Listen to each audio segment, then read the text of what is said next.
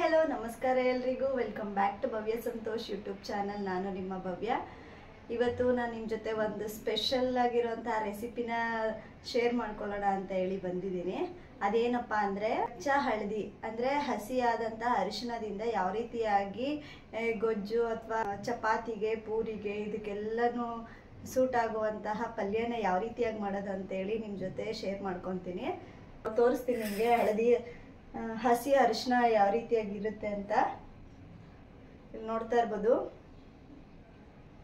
ಇದು ಬಂದು ಹಸಿ ಅರಿಶಿನ ಇದು ಈ ಗುಜರಾತ್ ನಲ್ಲಿ ಇದರ ರೆಸಿಪಿನ ತುಂಬಾ ಚೆನ್ನಾಗಿ ಮಾಡ್ತಾರೆ ಈ ಒಂದು ಕಚ್ಚಾ ಹಳದಿ ರೆಸಿಪಿ ರಾಜಸ್ಥಾನದಲ್ಲಿ ನಂಬರ್ 1 ರೆಸಿಪಿ ಇದು ಆಲ್ಮೋಸ್ಟ್ ಎಲ್ಲರೂ ಕೂಡ ವರ್ಷದಲ್ಲಿ ಒಂದ್ಸಲಿನಾದ್ರೂ ಇದ್ರ ರೆಸಿಪಿನ ಮಾಡೇ ಮಾಡ್ತಾರಂತೆ ಅಂದ್ರೆ ಈ ಕಡೆ ನಾರ್ತ್ ಸೈಡ್ ಎಲ್ಲ ಈ ಕಡೆ ಚಳಿ ತುಂಬಾ ಜಾಸ್ತಿ ಇರುತ್ತೆ ಬಿಸಿಲುಗಾಲದಲ್ಲಿ ಬಿಸಿಲು ತುಂಬಾ ಇರುತ್ತೆ ಹಾಗೆ ಚಳಿಗಾಲದಲ್ಲಿ ಚಳಿ ಸಿಕ್ಕಾಪಟ್ಟೆ ಇರುತ್ತೆ ಹಾಗಾಗಿ ಈ ಒಂದು ಹಸಿಯಾದ ಅರಿಶಿಣನ ಅಡಿಗೆಲ್ ಬಳಸಿ ಮಾಡಿ ತಿನ್ನೋದ್ರಿಂದ ದೇಹದಲ್ಲಿ ಶಾಖ ಉತ್ಪತ್ತಿ ಆಗುತ್ತೆ ಅಂದ್ರೆ ಹೀಟ್ ಇನ್ಕ್ರೀಸ್ ಆಗಿ ಕೋಲ್ಡ್ ವೆದರ್ಗೆ ಹೀಟ್ ಆಗಿರುತ್ತೆ ಬಾಡಿಗೆ ಹಾಗಾಗಿ ಇದ್ರದ ಸಬ್ಜಿಗಳನ್ನ ಮಾಡಿ ತಿಂತಾರೆ ಹಸಿ ಅರಿಶಿನ ಏನಿದೆ ಇದು ಚಳಿಗಾಲದಲ್ಲಿ ಮಾತ್ರನೇ ಸಿಗೋದು ಈ ಕಡೆ ಬೇರೆ ಟೈಮಲ್ಲೂ ಸಿಗ್ಬೋದೇನೋ ಗೊತ್ತಿಲ್ಲ ಬಟ್ ಚಳಿಗಾಲದಲ್ಲಂತೂ ತುಂಬಾನೇ ಸಿಗುತ್ತೆ ಎಲ್ಲೇ ತರಕಾರಿ ಅಂಗಡಿಗೆ ಹೋದ್ರು ಕೂಡ ಈ ಒಂದು ಹಳದಿ ಅರಿಶಿನ ಇಟ್ಟಿರ್ತಾರೆ ನಾನು ಕೂಡ ಫಸ್ಟ್ ಟೈಮ್ ಇಲ್ಲಿ ಬಂದ್ಮೇಲೆ ನೋಡಿದ್ದು ಈ ಒಂದು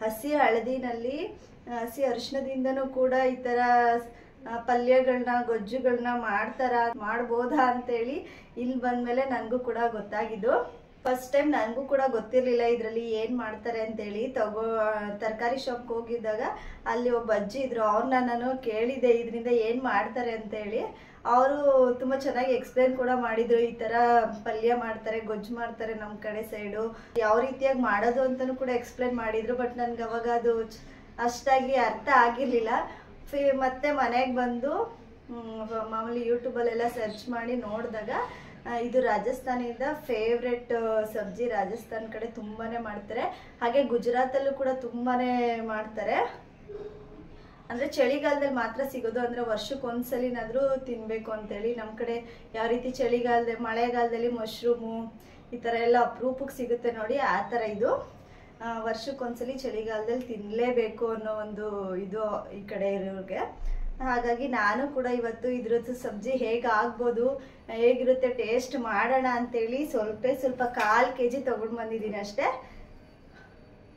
ಮಾಡೋಣ ಅಂತೇಳಿ ಹಾಗೆ ಇದ್ರ ರೆಸಿಪಿ ಮಾಡ್ತಾ ಇದ್ದಲ್ಲ ನಿಮಗೂ ಕೂಡ ಹೆಲ್ಪ್ ಆಗ್ಬೋದು ಅಂತ ಹೇಳಿ ರೆಸಿಪಿ ಕೂಡ ಶೇರ್ ಮಾಡ್ಕೊಳ್ಳೋಣ ಅಂತೇಳಿ ವಿಡಿಯೋನ ಮಾಡ್ತಾ ಇದ್ದೀನಿ ಮತ್ತೆ ಈ ಹಳದಿ ರೆಸಿಪಿ ಮಾಡೋದಕ್ಕೆ ತುಪ್ಪದಿಂದ ಮಾತ್ರನೇ ಈ ಒಂದು ಹಳದಿ ಗೊಜ್ಜು ಅಥವಾ ಹಳದಿ ಪಲ್ಯ ರೆಸಿಪಿನ ಮಾಡೋದಕ್ಕೆ ತುಪ್ಪನ ಮಾತ್ರ ಬಳಸಬೇಕಂತೆ ಬೇರೆ ಎಣ್ಣೆಗಳನ್ನೆಲ್ಲ ಉಪಯೋಗಿಸಬಾರ್ದಂತೆ ನನಗೂ ಗೊತ್ತಿಲ್ಲ ಸರಿ ಯಾಕಂದ್ರೆ ತುಪ್ಪ ಸ್ವಲ್ಪ ಕೋಲ್ಡ್ ಇರುತ್ತೆ ಇದು ಸ್ವಲ್ಪ ಜಾಸ್ತಿ ಹೀಟೇ ಇರುತ್ತೆ ಹಾಗಾಗಿ ಎರಡೂ ಕೂಡ ಸಮವಾಗ್ಲಿ ಹೀಟು ಕೋಲ್ಡ್ ಎರಡೂ ಕೂಡ ಸಮ ಆಗಲಿ ಅನ್ನೋದಕ್ಕೋಸ್ಕರ ಮಾಡ್ತಾರೇನೋ ನನಗೂ ಗೊತ್ತಿಲ್ಲ ಒಟ್ಟಿನಲ್ಲಿ ತುಪ್ಪನೇ ಜಾಸ್ತಿ ಬಳಸಿ ಈ ಒಂದು ರೆಸಿಪಿನ ಮಾಡುವಂಥದ್ದು ಬನ್ನಿ ಹೇಗಾಗುತ್ತೆ ಈ ಒಂದು ಹಸಿ ಹಳದಿ ಗೊಜ್ಜು ಯಾವ ರೀತಿ ಆಗುತ್ತೆ ಅಂತ ನೋಡೋಣ ಬನ್ನಿ ಹಾಗೆ ಈ ವ್ಲಾಗ್ನು ಕೂಡ ಪೂರ್ತಿಯಾಗಿ ನೋಡಿ ಯಾರಿಗಾದ್ರೂ ಇಷ್ಟ ಆಯ್ತು ಅಂದ್ರೆ ಲೈಕ್ ಶೇರ್ ಕಮೆಂಟ್ ಮಾಡೋದನ್ನ ಮರಿಬೇಡಿ ಹಾಗೆ ನನ್ನ ಚಾನಲ್ನ ಹೊಸದಾಗಿ ಯಾರಾದ್ರೂ ನೋಡ್ತಾ ಇದ್ರೆ ಪ್ಲೀಸ್ ಒಂದು ಸಬ್ಸ್ಕ್ರೈಬ್ ಮಾಡ್ಕೊಂಡು ವಿಡಿಯೋ ನೋಡಿ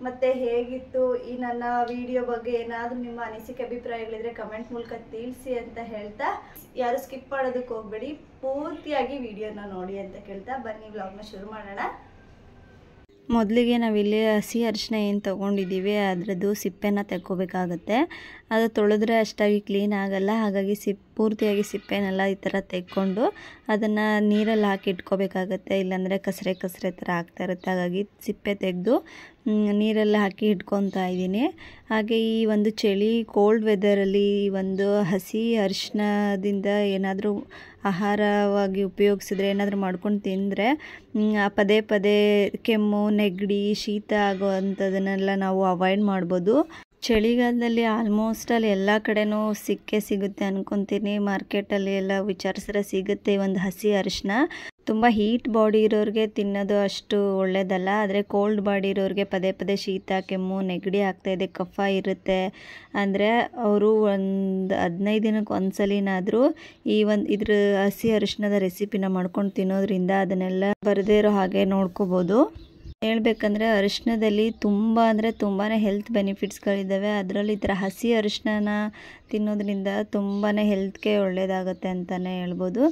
ಈಗೆಲ್ಲ ಸಿಪ್ಪೆಲ್ಲ ತೆಗೆದುಕೊಂಡಿದ್ದಾದಮೇಲೆ ಈ ಒಂದು ಅರಿಶಿಣನ ನಾವು ತುರಿದಿಟ್ಕೊಬೇಕಾಗತ್ತೆ. ಸಣ್ಣದಾಗಿ ತುರ್ಕೊಂಡ್ರೆ ಇನ್ನು ಬೇಗನೆ ಬೆಂದ್ಕೊಳ್ಳುತ್ತೆ, ಅಡುಗೆ ಮಾಡೋದಕ್ಕೆ ತುಂಬ ಈಸಿ ಆಗುತ್ತೆ ಅಂತ ಹೇಳಿ ತುಂಬ ಸಣ್ಣದಾಗಿ ಇದನ್ನು ತುರ್ಕೊತಾ ಇದ್ದೀನಿ. ನಾನಿಲ್ಲಿ ಒಂದು 1/4 kg ಅಷ್ಟೇ ಅರಿಶಿಣನ ತೊಗೊಂಡಿರೋದು. ಮಾಡ್ತಾ ಅಡುಗೆ ಅದು ಸ್ವಲ್ಪ ಜಾಸ್ತಿನೇ ಕ್ವಾಂಟಿಟಿಲಿ ಆಗುತ್ತೆ. ನೋಡ್ಬೋದು ನೀವೇ ವ್ಲಾಗಲ್ಲಿ ಪೂರ್ತಿಯಾಗಿ ನೋಡಿದ್ರೆ ಗೊತ್ತಾಗುತ್ತೆ. ನನಗೂ ಕೂಡ ತೊಗೊಂಡಾಗ ಇಷ್ಟೆಷ್ಟು ತೊಗೊತಾ ಇದ್ದೀನಿ, ಇದರಲ್ಲಿ ಏನು ಮಾಡೋದು, ಇಷ್ಟರಲ್ಲಿ ಯಾವ ಅಡುಗೆ ಮಾಡೋದು ಅಂತ ಅಂದ್ಕೊಂಡಿದ್ದೆ. ಬಟ್ ಅಡುಗೆ ಎಲ್ಲ ಮಾಡಿದ್ಮೇಲೆ ಇದು ನಮಗೆ 2 ಟೈಮ್ಸ್ಗಾಯಿತು. 2 ಟೈಮ್ ಇದನ್ನೇ ತಿಂದಿದ್ದೀವಿ ಊಟಕ್ಕೆ ನಾವು. ಅಷ್ಟು ಜಾಸ್ತಿ ಕ್ವಾಂಟಿಟಿಯಲ್ಲಿ ಆಗುತ್ತೆ ಮತ್ತು ರುಚಿ ಕೂಡ ತುಂಬಾ ಚೆನ್ನಾಗಿರುತ್ತೆ. ನಾನು ಕೂಡ ಫಸ್ಟ್ ಟೈಮ್ ಯೂಟ್ಯೂಬಲ್ಲಿ ನೋಡ್ಕೊಂಡು ಮಾಡ್ತಾ ಇರೋದು. ಟೇಸ್ಟ್ ಹೇಗೆ ಬರುತ್ತೋ ಹೇಗಿರುತ್ತೋ ಅಂತ ಅಂದ್ಕೊಂಡೇ ಮಾಡಿದೆ. ನಿಜ ಹೇಳ್ತಾ ಇದ್ದೀನಿ, ತುಂಬಾ ಚೆನ್ನಾಗಿದೆ. ತುಪ್ಪ ಹಾಕಿ ಮಾಡೋದ್ರಿಂದ ಟೇಸ್ಟ್ ತುಂಬಾ ಚೆನ್ನಾಗಿರುತ್ತೆ. ಇದು ಅರಿಶಿಣ ಅಂತ ಅನಿಸೋದೇ ಇಲ್ಲ ನಮಗೆ, ಆ ರೀತಿಯಾಗಿರುತ್ತೆ ಟೇಸ್ಟು. ಇಲ್ಲಿ ನೋಡ್ತಾ ಇರ್ಬೋದು ತುರಿದಿದ್ದಾದಮೇಲೆ ಎಷ್ಟು ಚೆನ್ನಾಗಿ ಕಾಣ್ತಾ ಇದೆ, ಎಷ್ಟು ಕಲರ್ಫುಲ್ಲಾಗಿ ಕಾಣ್ತಾ ಇದೆ ಅರಿಶಿಣ ಅಂತ ಹೇಳಿ. ಕೈಗೆಲ್ಲ ಅರಿಶಿಣ ಕಲರ್ ಆಗ್ತಾಯಿತ್ತು ತುರಿತಾ ಇದ್ದಾಗೆ, ಕೈಯೆಲ್ಲ ಫುಲ್ ಅರಿಶಿಣ ಆಗ್ತಾಯಿತ್ತು. ನೋಡ್ತಾ ಇದ್ರೆ ಒಳ್ಳೆ ಕ್ಯಾರೆಟ್ ನೋಡಿದ ಥರನೇ ಅನಿಸ್ತಾ ಇದೆ. ಬಟ್ ಅರಿಶಿಣ ಎಷ್ಟು ಚೆನ್ನಾಗಿ ಕಾಣ್ತಾ ಇದೆ. ಎಲ್ಲ ಅರಿಶಿಣನೂ ತುರಿದಿಟ್ಕೊಂಡಿದ್ದಾದಮೇಲೆ ನೆಕ್ಸ್ಟ್ ನಾನಿಲ್ಲಿ ಒಂದು ಕಡಾಯಿ ತೊಗೊಂಡಿದ್ದೀನಿ. ಅದಕ್ಕೆ ಒಂದು 3-4 ಸ್ಪೂನಷ್ಟು ತುಪ್ಪನ ಹಾಕೊತಾ ಇದ್ದೀನಿ.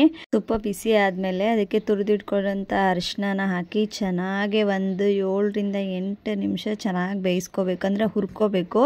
ನಾವು ಈ ಟೈಮಲ್ಲಿ ತುಪ್ಪದ ಜೊತೆ ಎಷ್ಟು ಚೆನ್ನಾಗಿ ಅರಿಶಿಣನ ಫ್ರೈ ಮಾಡ್ಕೊತೀವಿ ಅಷ್ಟು ಚೆನ್ನಾಗಿ ಟೇಸ್ಟ್ ಬರುತ್ತೆ. ಅದರಲ್ಲಿರೋ ಹಸಿ ವಾಸನೆ ಆಗಿರ್ಬೋದು ಅಥವಾ ಕಸರೆ ಥರ ಇರುತ್ತಲ್ಲ ಅದಾಗಿರ್ಬೋದು, ಎಲ್ಲನೂ ಕೂಡ ಹೋಗಿ ಒಂದು ಫ್ಲೇವರ್ ಘಮ ಬರುತ್ತೆ. ಅಲ್ಲಿವರೆಗೂ ಕೂಡ ಈ ಥರ ಕೈ ಬಿಡ್ದಂಗೆ ತಿರುಗಿಸ್ತಾ ತುಪ್ಪದಲ್ಲಿ ಇದನ್ನು ಚೆನ್ನಾಗಿ ಫ್ರೈ ಮಾಡ್ಕೋಬೇಕು.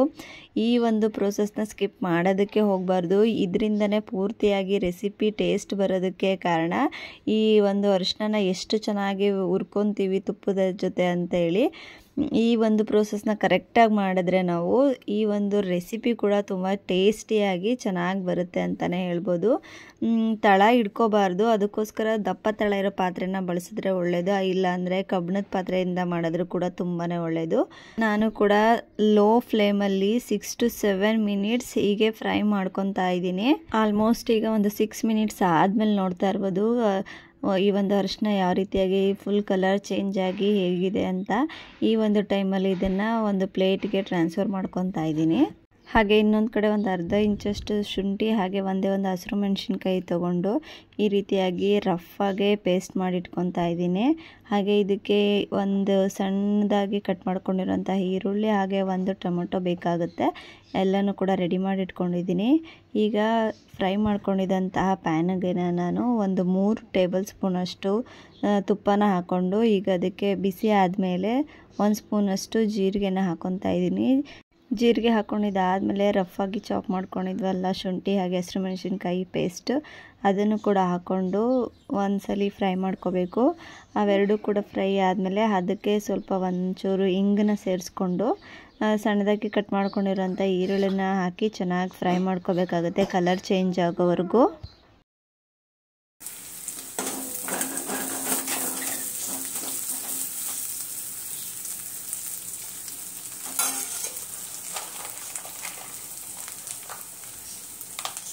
ಈರುಳ್ಳಿ ಎಲ್ಲ ಚೆನ್ನಾಗಿ ಫ್ರೈ ಆಗಿದ್ದಾದಮೇಲೆ ನಾನಿಲ್ಲಿ ಸ್ವಲ್ಪ ಗೋಡಂಬಿನ ಸೇರಿಸ್ಕೊತಾ ಇದ್ದೀನಿ. ಯಾಕಂದರೆ ಇದು ತಿನ್ನುವಾಗ ಚೆನ್ನಾಗಿ ಸಿಗುತ್ತೆ, ಬಾಯಿಗೆ ಗೋಡಂಬಿ ಸಿಕ್ಕಾಗ ಇನ್ನೂ ಚೆನ್ನಾಗಿ ಅನಿಸುತ್ತೆ ಅಂತೇಳಿ ಗೋಡಂಬಿನ ಹಾಕ್ಕೊತಾ ಇದ್ದೀನಿ. ಗೋಡಂಬಿನೂ ಸ್ವಲ್ಪ ಫ್ರೈ ಮಾಡ್ಕೊಂಡಿದ್ದಾದಮೇಲೆ ಇದಕ್ಕೆ ಕಟ್ ಮಾಡಿ ಇಟ್ಕೊಂಡಿರೋಂಥ ಒಂದು ಟೊಮೊಟೊನ ಸೇರಿಸ್ಕೊತಾ ಇದ್ದೀನಿ. ಟೊಮೊಟೊ ಸೇರಿಸಿದಾದಮೇಲೆ ರುಚಿಗೆ ತಕ್ಕಷ್ಟು ಉಪ್ಪನ್ನ ಸೇರಿಸ್ಕೊತಾ ಇದ್ದೀನಿ. ಉಪ್ಪನ್ನ ಹಾಕೋದ್ರಿಂದ ಟೊಮೊಟೊ ಬೇಗ ಸ್ಮೂತ್ ಆಗುತ್ತೆ, ಬೇಗ ಬೆಂದ್ಕೊಳ್ಳುತ್ತೆ ಅಂತೇಳಿ ಈ ಟೈಮಲ್ಲಿ ನಾನು ಉಪ್ಪನ್ನು ಕೂಡ ಸೇರಿಸ್ಕೊತಾ ಇದ್ದೀನಿ.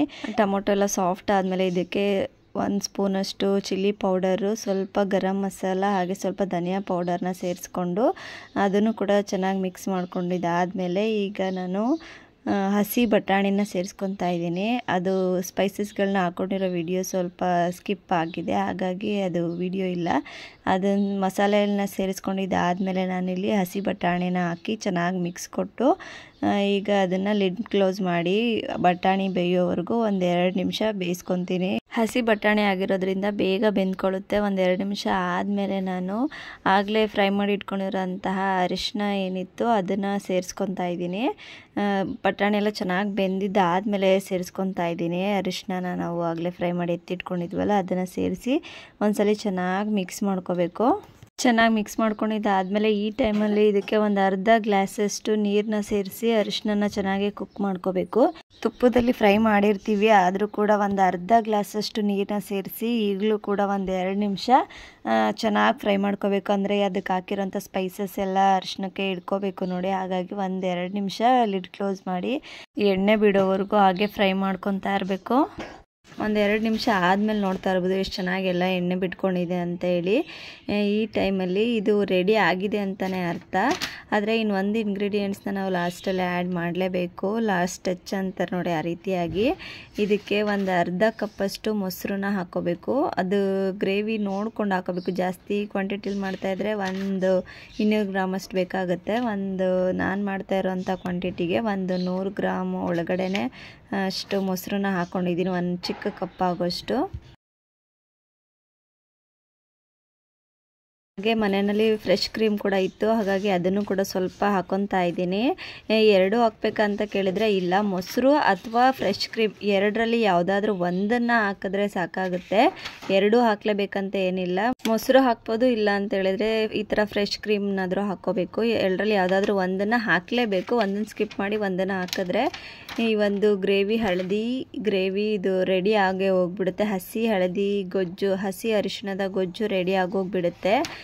ಹಾಕಿದ ಮೇಲೆ ಒಂದು ಸತಿ ಚೆನ್ನಾಗಿ ಮಿಕ್ಸ್ ಮಾಡಿ ಲಿಡ್ ಕ್ಲೋಸ್ ಮಾಡಿ ಎಣ್ಣೆ ತೇಲೋವರೆಗೂ, ಎಣ್ಣೆ ಬಿಡೋವರೆಗೂ 1 ನಿಮಿಷ ಟೈಮ್ ತೊಗೊಳುತ್ತೆ ಅಷ್ಟೇ. ಚೆನ್ನಾಗಿ ಆಗಿದೆಯಲ್ಲ, ಬೇಗ ಎಣ್ಣೆ ಬಿಟ್ಕೊಬಿಡುತ್ತೆ. 1 ನಿಮಿಷ ಲಿಡ್ ಕ್ಲೋಸ್ ಮಾಡಿ ಬೇಯಿಸ್ಕೊಂಡ್ರೆ ಈ ಒಂದು ಹಸಿ ಹಳದಿ ಗೊಜ್ಜು ರೆಡಿ ಆಗುತ್ತೆ. ನೋಡ್ತಾ ಇರ್ಬೋದು ಇವಾಗ ನೀವು ಎಷ್ಟು ಕಲರ್ಫುಲ್ಲಾಗಿ ಎಷ್ಟು ಚೆನ್ನಾಗಿ ಕಾಣ್ತಾ ಇದೆ ಅಂತ. ಎಣ್ಣೆ ಎಲ್ಲ ಬಿಟ್ಕೊಂಡು ಕಲರ್ಫುಲ್ಲಾಗಿ ಕಾಣ್ತಾ ಇದೆ. ನನಗಂತೂ ಮಾಡ್ತಾ ಇರುವಾಗಲೇ ಎಷ್ಟು ಬೇಗ ತಿಂತೀನಿ ಅಂತ ಅನಿಸ್ತಾಯಿತ್ತು. ಅದ್ರದ್ದು ಫ್ಲೇವರ್ ಕೂಡ ತುಂಬಾ ಚೆನ್ನಾಗಿ ಬರ್ತಾಯಿತ್ತು, ಘಮ ತುಂಬ ಚೆನ್ನಾಗಾಗಿತ್ತು. ಫಸ್ಟ್ ಟೈಮ್ ಮಾಡಿದ್ರು ಕೂಡ ತುಂಬ ಟೇಸ್ಟಿಯಾಗಿ ಬಂದಿತ್ತು. ಇನ್ನು ಕೊನೆಯದಾಗಿ 1 ಸ್ಪೂನಷ್ಟು ತುಪ್ಪನ ಹಾಕಿ ಲಿಡ್ ಕ್ಲೋಸ್ ಮಾಡಿಬಿಟ್ರೆ ಇದ್ರದ್ದು ಹಸಿ ಹಳದಿ ಗೊಜ್ಜು ಪೂರ್ತಿಯಾಗಿ ರೆಡಿ ಆಗೋಗ್ಬಿಡುತ್ತೆ. ತುಪ್ಪನ ಹಾಕಿ ನಾನು ಕೂಡ ಲಿಡ್ ಕ್ಲೋಸ್ ಮಾಡಿದೆ. ಹಾಗೆ ಪಕ್ಕದಲ್ಲೇ ನಾನು ಅಕ್ಕಿ ರೊಟ್ಟಿನ ಮಾಡ್ಕೊತಾ ಇದ್ದೆ ತಿಂಡಿಗೆ. ಇವತ್ತಿನ ನಾಷ್ಟಕ್ಕೆ ಅಕ್ಕಿ ರೊಟ್ಟಿ ಹಾಗೆ ಹಸಿ ಹಳದಿ ಗೊಜ್ಜು ಇವತ್ತಿನ ತಿಂಡಿ ತುಂಬಾ ಚೆನ್ನಾಗಿತ್ತು, ಟೇಸ್ಟಿಯಾಗಿತ್ತು.